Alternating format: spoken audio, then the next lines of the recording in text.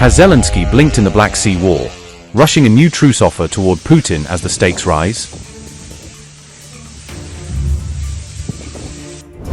After hammering Putin's grain hub, is Zelensky now trying to stop the attacks before the trade war deepens further? Has Putin rejected Zelensky's olive branch, demanding more than a limited pause in the escalating Black Sea conflict? Is Putin turning the tables on Zelensky, linking safe shipping to Ukraine's strikes on Russia's vital energy network? With Ukraine's grain exports collapsing, can Kyiv afford a prolonged battle across its Black Sea trade lifeline? As Black Sea attacks surge, a new truce offer has exposed a deep Moscow-Kyiv rift over grain shipments, shipping safety, and energy infrastructure. On August 23, Volodymyr Zelensky said Putin had rejected Kyiv's Black Sea ceasefire offer, blocking a proposed halt to attacks on civilian shipping. Kyiv proposed a mutual halt to attacks on civilian shipping and grain infrastructure, seeking to protect commercial vessels and agricultural exports from further strikes. The proposal was transmitted through a third party on August 13, according to reports, as Ukraine sought to establish a limited maritime truce. But Moscow wanted guarantees that Kyiv would also stop striking Russian energy sites, linking a shipping deal to protection for oil and fuel infrastructure. Kyiv said it could discuss an energy ceasefire, but only if the terms were reciprocal and Russia agreed to halt comparable attacks against Ukraine. Zelensky said, and I quote, "It looks like their position is that they will not attack our grain corridor only if we stop attacking their energy sector. If you are ready to talk on equal terms, then let's talk. If it's about agriculture, then agriculture. If it's about energy, then energy. If it's about a full ceasefire, then a full ceasefire." Unquote. Vladimir Putin called Kyiv ceasefire proposals unacceptable and some of them exotic, rejecting Ukraine's attempt to separate grain shipping from the wider conflict.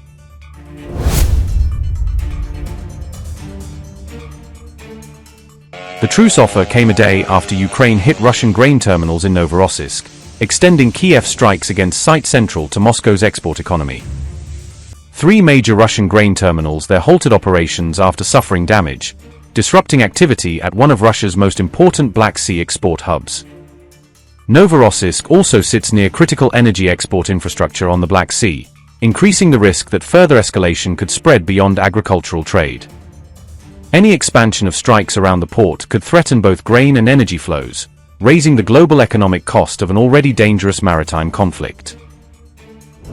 Russia and Ukraine have intensified attacks on ships and ports, placing commercial maritime traffic and essential export infrastructure under sustained pressure.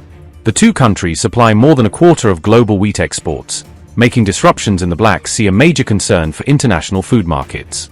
Ukrainian Black Sea grain exports are down about 76% year-on-year, reflecting the heavy impact of attacks, risks and shipping disruption on Kyiv's trade. Greater Odessa handles roughly 90% of Ukraine's grain shipments, making the port region vital to the country's agricultural exports and wartime economy. August exports reached only about 500,000 tons, a sharp drop in the volume of Ukrainian grain moving through Black Sea routes. Novorossiysk is a major Russian grain export hub, linking Russia's agricultural heartland to global markets through the Black Sea. Several Russian terminals were damaged this month, forcing temporary suspensions and underscoring how both sides are now targeting trade-related infrastructure. Zelensky also floated using foreign vessels to export both Russian and Ukrainian grain, proposing an arrangement aimed at shielding commercial cargoes from attack.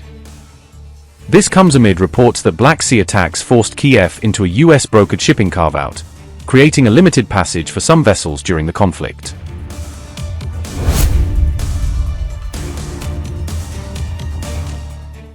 Under the new understanding, Ukraine has agreed to spare select non-Russian tankers along with the Caspian Pipeline Consortium's critical export infrastructure.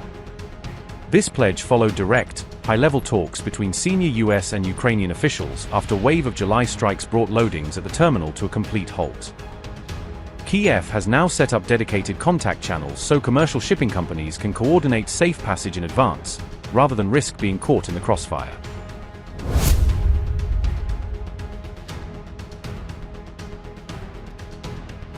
Recent Ukrainian attacks on Russian oil ports had also inadvertently struck ships operating near critical CPC facilities.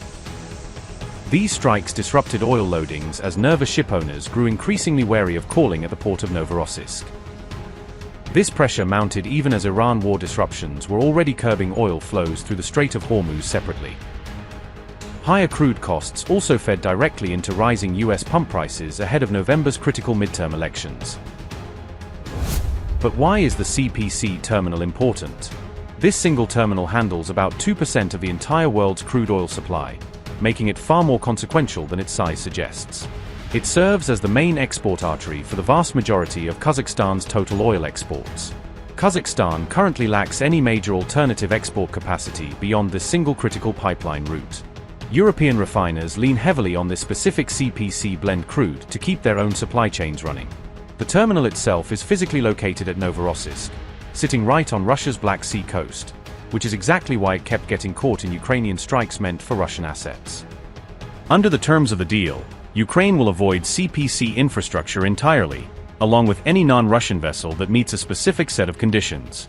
To qualify for protection, a ship can't be carrying Russian cargo, and it can't be owned by Russian citizens or Russian-linked entities. Vessels already on Ukraine's own sanctions list are excluded from this protection, meaning the carve-out isn't a blanket amnesty. Kyiv is now issuing shipping companies detailed guidance spelling out exactly which vessels remain fair game and which don't.